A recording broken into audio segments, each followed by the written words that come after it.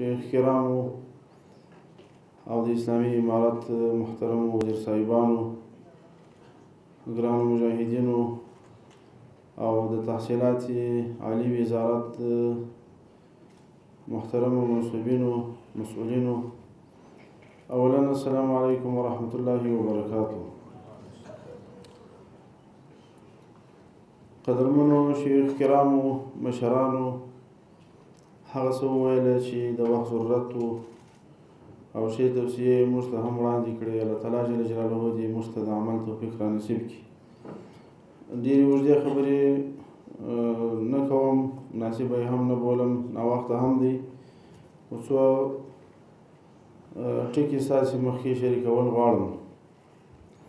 اول دا خبره چې اسلامي امارت په دغه میدان کې پر ما باندې کم اعتماد کړی او د دې خدمت لپاره یې موږ ټاکلي یو.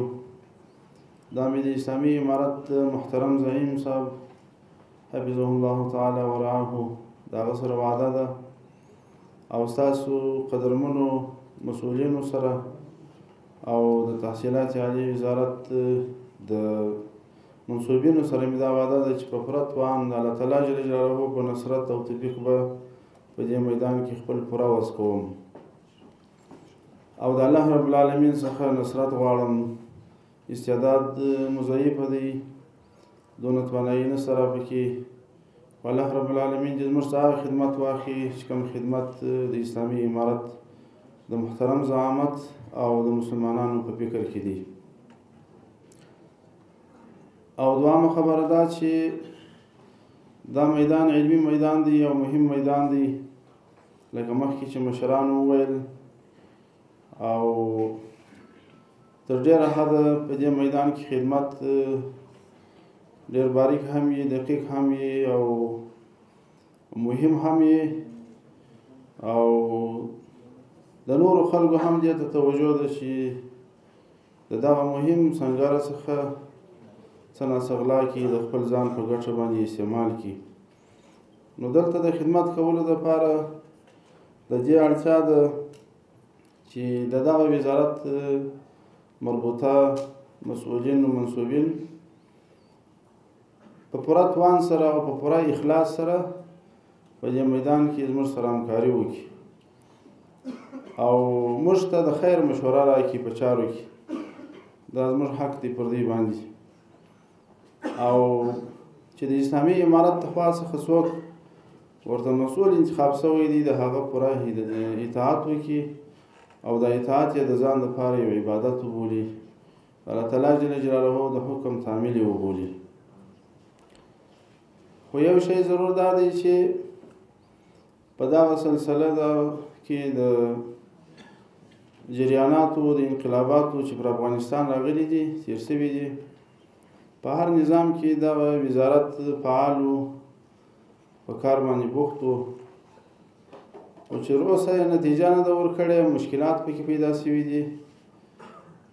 هغه وجه او علت یې زما په نظر دا دی چې د دغه ملت چې تقریبا په سل کې تر 95 زیات خلک یې مسلمانان دي، په اسلامي فکر اسلامي عقیده باندې دي، او دغه جامعه مسلمانه جامعه ده، د دغه مسلمانانو د دغه اسلامي فکر و عقیدې خیال نه دی پکې ساتل شوی. نو ځکه یې 40 کاله جریان کې هغه څه چې د دغه وزارت څخه به نتیجه وه د دې ملت په ګټه، د افغانانو په ګټه، هغه په لاس نه ده راغلی. او بل د دې ملت څه عنعنات و عادات دي، حریت و استقلال و غیرت و ایمانداري، هسې عادات لري چې هغه د اسلام سره په ټکر کې نه دي، بلکې اسلام یې تاییدوي. د هغو عنعناتو و عاداتو کلتور مراعات نه دی سوی. د حریت و د استقلال پر ځای باندې د ازادۍ خواته، د غلامۍ خواته خلکو تګ کړی دی. د اسلامي اصولو د مراعاتولو پر ځای د افغاني کلتور د مراعاتولو پر ځای باندې نورو طرفو ته خلکو تګ کړی دی. تر اوسه موږ د ښې نتیجې سره نه یو مخ شوي. دغه یو شی مې احترامانه غوښتنه ده چې په دغه مهم وزارت کې چې موږ تاسې هر کار مخته وړو د دې دوه شیانو رعایت به ساتو. یو به مو هر څه د الله تعالی جل جلاله د دین په اصولو کې دننه وي، په اسلامي شریعت په چوکاټ کې به مخته ځو. او دوهم دا دی چې د خپل افغاني کلتور و غیرت و حریت و ازادۍ خیال به ساتو.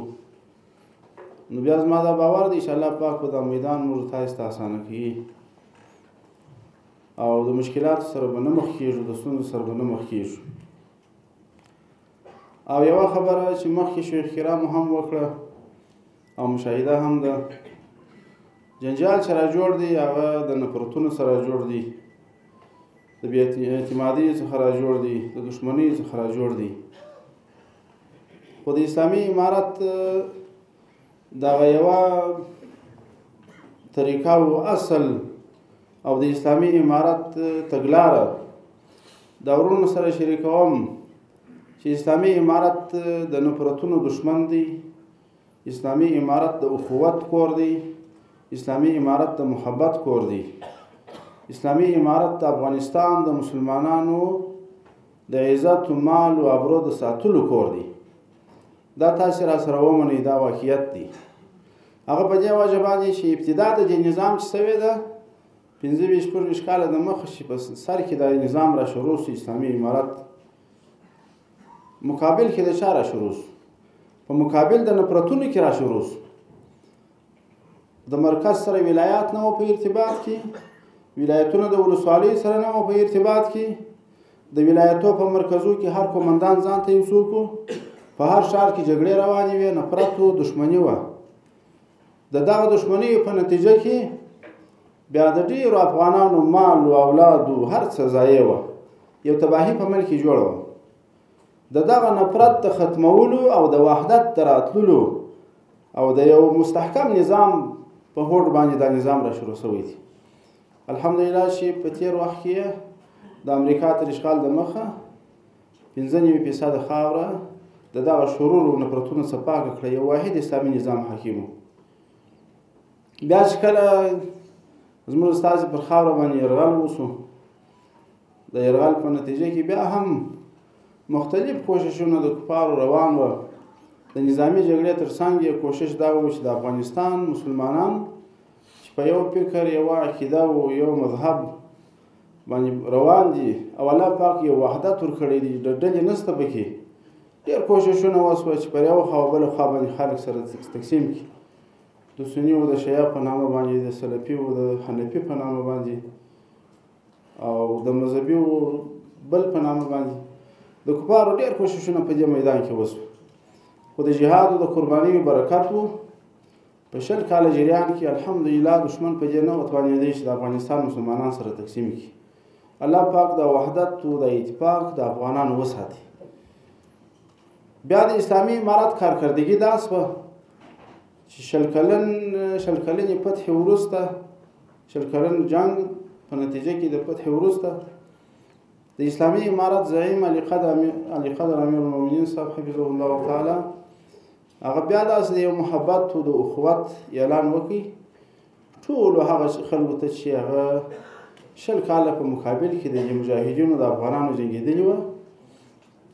د خلکو بچیان یې شهیدان کړي وو، د خلکو مساجد یې شهیدان کړي وو، مدارس یې ړنګې کړي وې، پر مدارسو یې بمبار کړي وو، د خلکو بچیان یې په زرګونو په زندانونو کې اچولي وه.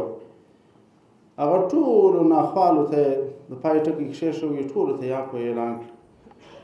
د عفو سره سره دا دی داخل په افغانستان کې د عزت ژوند لري، او د عفو سره سره هغه څوک چې مخکې په زړو ادارو کې په تېر نظام کې په اداراتو کې کارمندان وه، هغه اوس هم ملکي خلک چې ډېر د فساد د شر ډک نه دي، اوس هم په دا نظام کې داخل کار کوي. 20 کلن مجاهد تر اوسه پورې تنخواه نه لري، پر ده مو تنخواه نه ده بنده کړې. داسې څوک نشي ویلی چې دغه کارمند په ولایت کې کار کوي یا وزارت کې کار کوي نو 2 میاشتې کېږي د 2 میاشتې تنخواه یې پاته سوې ده، تسلسل د تنخواه روان دي. دا ګورې د اسلامي امارت هغه د محبت و د اخوت سلسله ده چې روانه یې ساتلې ده. نو اوس هم تاسو ته دا اطمینان در کوم چې دغه وزارت چې اسلامي امارت یې په خپل چوکاټ کې عادي فعال لري او مصارف پکې تشکیلات لري. د اسلامي امارت دا اراده نه ده چې صرف په نامه وزارت، دا اراده ده چې د افغانستان د بچانو دلته سالمه روزنه وشي، د افغانستان د جوړ دپاره د ترقۍ دپاره او د افغانستان د بچانو د ظرفیت د ارتقا دپاره دلته کار وشي. دا هوډ لري اسلامي امارت. د چا سره چې دا بې اعتمادي نه وي چې دلته به الله دې نه کړي چې څوک په راسته دې ادارې کې دي یا په ولایت کې پوهنتون رئیس دی یا په وزارت کې وزیر دی، د هغو سره به داسې یو تبعیضي فکر ورسره وي چې یوازې به هغه څوک مخته ځي پرمختګ به کوي چې هغه د ملا په نامه د شیخ په نامه. نه، د افغانستان بچیان ټول حق لري چې په دې میدان کې خدمت وکړي او د افغانستان د بچیانو د ټولو د ظرفیتونو د ارتقا کوشش وشي. نو دا تاسو ته اطمینان در کوم چې څوک په دغه وزارت کې کار کوي یا د دغه وزارت په چوکاټ کې پوهنتونو کې څوک خدمات لري یا محصلین دي، په پوره توان به موږ کوشش وکړو چې د دې د ارتقا او علمي ظرفیتونو لوړوالي ته توجه وشي. یو شی به بل هم وکړو انشاءالله، که ظاهري امنیت دی د دې پوهنتونونو هغه به هم ښه قوي کړو، او که معنوي امنیت دی چې د ظاهري امنیت یې ډېر ضروري بولم. د پردیو لاسونه به انشاءالله د الله په نصرت او د خپل زعامت په هدایت باندې د افغانستان د پوهنتونونو څخه ګټه کوو. دا اوس څه ناڅه مشکلات کله کله مابین ته راسي، یو د مظاهرې خبره پورته کړي، بل یو بل غږ پورته کړي، نو تاوان یې دا پېښ شي چې ډېر مسلمانان چې پوهنتون کې هلته په زرګونو کسان اوسېږي، د هغو خپل تعلیم غرض یې خپل یو مسلکیتوب خپل د ظرفیت ارتقا یې مطلب وي، وطن ته یې خدمت مطلب وي. 5-6 د نورو روزل شوي غواړي چې دلته یو اختشاش جوړ کړي، یو مشکل جوړ کړي، یو بې اعتمادي مابین ته راوړي، د دې بچیانو د درسو نظام سره ګډوډ شي. موږ به کوشش وکړو چې دغه تناولونه چې راغځېدلي دي دا ګرده کاټ کړو د الله پاک په نصرت باندې. بچی دلته داسې تربیه شي که ډاکټر یې هم یوازې خپله ډاکټري مسلک وي، که انجینر یې یوازې خپل انجینري مطلب وي. هسې نه وي چې نوم د ډاکټر په پروت کار بل چاته کوي. نو موږ به په پوره توان سره کوشش وکړو چې په دې میدان کې ښه پرمختګ ولرو. او بل د دغه شاګردانو د ظرفیت د لوړوالي دپاره، د استعدادونو د لوړوالي دپاره هغه اساتذه چې په افغانستان کې د اسلامي امارت د اسلامي نظام پر شرایطو برابر اساتذه وي، کوشش به وکړو چې ښه کدرونه په دې میدان کې راولو، د دې بچیانو ښه تربیه وشي، ښه روزنه وشي. او لکه څنګه چې مخکې شیخ وویل چې نصابونه ډېر زاړه نصابونه دي، د مقتضی الحال تقاضا دا ده چې په دې نصاب کې تغییر راسي. نو دوی به هم ډېر کار کړی، شیخ صاحب محترم، موږ به هم کوشش وکړو چې دغه سلسله نور هم مخته یوسو. او شیخ صاحب محترم ته اطمینان ورکوم چې څومره کارکردګي دی مخته کړې ده او څومره کار یې کړی دی، خواري یې کښلې ده. دا به انشاءالله زموږ عادت مو د وخت هم داسې نه دی چې مخکې مسؤل څه کړي دي ادارې ته ورغلی یم، هغه مې ګرده لغوه کړي، بېرته د سره بل نظام را جوړوم چې څومره کار دی کړی دی. هغه کار به موږ 5 ځینې دی مخته تللي دي، د هغه 5مې ځینې څخه به یې شروع کړو، بیا پرمختګ کړو. هغه څه چې شوي دي هغه به انشاءالله نه ضایع کېږي. او د حضرت شیخ صاحب محترم زموږ د دې تعلق ډېر پخوانی دی، مخکې چې موږ استخباراتي اداره کې کار کوو هم دوامداره مشوره مو سره درلوده.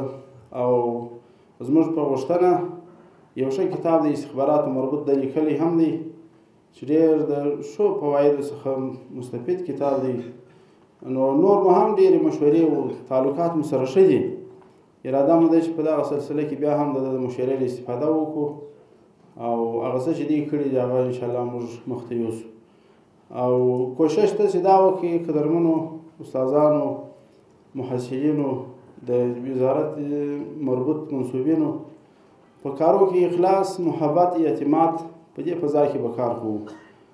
او داسې څه مه کوئ الله دې نه کړي چې هغه اسلامي نظام د اصولو سره په ټکر کې د افغانستان د بدنامۍ سبب ګرځېږي که یو غږ سړی پورته کوي د څه مشکلاتو په وجه باندې د دې پر ځای چې ته مشکل حل کړې د ټول افغانستان په دې باندې راځي نو هر خبره چې کوي هر څه چې کوي هغه په سوچ فکر باندې کوي. اخر دعوانا الحمد لله رب العالمين.